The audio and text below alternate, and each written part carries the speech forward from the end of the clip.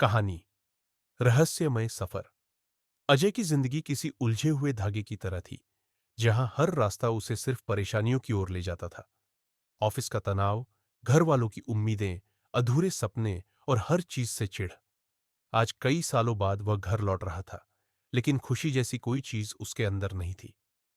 Station पर बैठा वह गहरी सांस ले रहा था, मानो अपने ही अस्तित्व से थक चुका हो।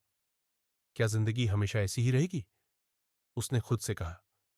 स्टेशन की भीड़ उसके आसपास थी, पर उसे सब धुंधला सा लग रहा था। हर चेहरा उसे अजनबी लगता था, जैसे वह इस दुनिया से कटा हुआ हो। तभी अनाउंसमेंट हुई। गाड़ी नंबर 12956 प्लेटफॉर्म नंबर 2 पर आ रही है। ट्रेन धीमी होती गई। इंजन से उठता धुआं और लोहे की घर्षण आवाज कानों में गूंजने लगी। अजय ने बैग संभाला और ट्रेन में चढ़ गया।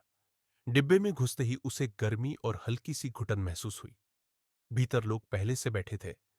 कोई खिड़की से बाहर ताक रहा था, कोई मोबाइल में खोया हुआ था, कोई बैग से निकालकर पराठे खा रहा था और कोई बिना वजह किसी से बहस कर रहा था। उफ, यही सब देखने के लिए घर जा रहा हूं। अजय ने मन ही मन सोचा और अपनी सीट पर बैठ गया। उसके सामने एक बुजुर्ग और एक छोटी बच्ची बैठे थे।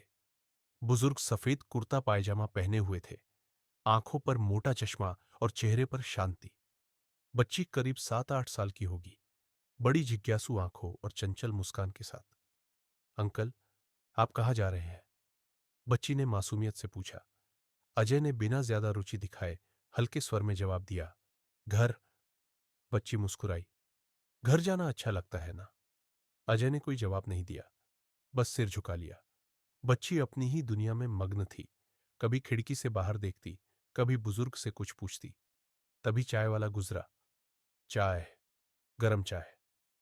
बुजुर्ग ने हाथ बढ़ाया। एक चाय देना बेटा। अजय ने भी एक चाय ली और पहली चुस्की लेते ही हल्का सा सुकून महसूस किया।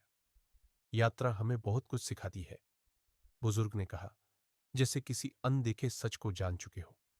अजय ने खिड़की से बाहर देखते हुए हल्की झुंझलाहट में सोचा, मुझे यात्रा से कुछ नहीं सीखना, मुझे बस घर पहुंचना है। रात गहराने लगी। डिब्बे की रोशनी हल्की पड़ गई। लोग धीरे धीरे ऊँघने लगे। अजय ने गर्दन टिकाई। आंखें भारी हो रही थीं।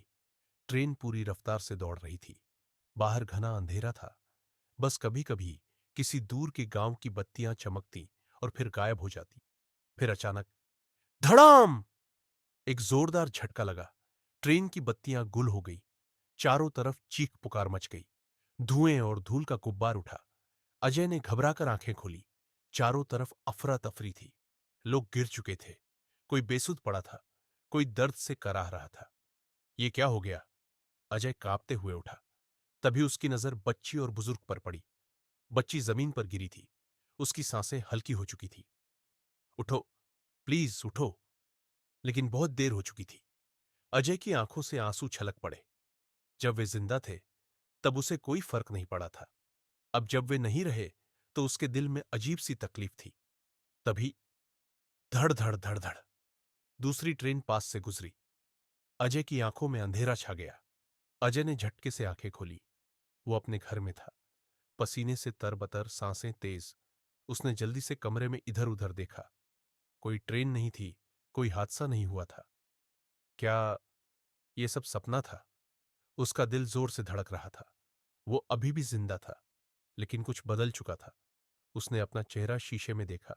वही अजय था, लेकिन कुछ अलग। आज अजय पहली बार हल्का महसूस कर रहा था। उसने खुद को तैयार किया, बैग उठाया और घर से बाहर निकला। गली में चलते हुए पहली बार उसने दुनिया को अलग नजर से देखा। वो चाय की दुकान के पास रुका। पहले कभी यहां रुका नहीं था, लेकिन आज दिल किया। एक चाय देना भैया। चाय वाले ने चाय पकड़ा दी। अजय ने पहली चुस्की ली और एक अजीब सा सुकून महसूस किया। स्टेशन पहुंचा। ट्रेन का इंतजार करने लगा। इस बार उसका चेहरा तनाव से भरा नहीं था। उसकी आंखों में अब चिढ़ नहीं थी, बल्कि एक नई सोच थी। ट्रेन आई। अजय ने गहरी सांस ली और मुस्कुराते हुए अंदर बैठ गया। ट्रेन अपनी रफ्तार से दौड़ने लगी। कुछ घंटों बाद रात में ट्रेन एक स्टेशन पर रुकी। अजय ने बाहर देखा। सब सामान्य था। फिर उसकी नजर सामने पड़ी। सामने वाली सीट पर वही बच्ची और बुजुर्ग बैठ चुके थे। अजय की सांस अटक गई। बच्ची ने मुस्कुराकर पूछा, अंकल, आप कहाँ जा रहे हैं? अजय के रोंगटे खड़े हो गए।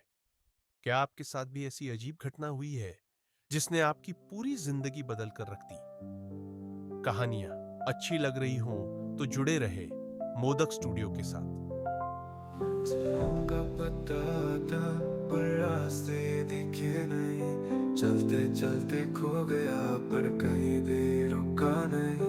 बिखरे थे लम्हे या यादों का भरम, सपने भी लौट के आए पर आए साथ में हम।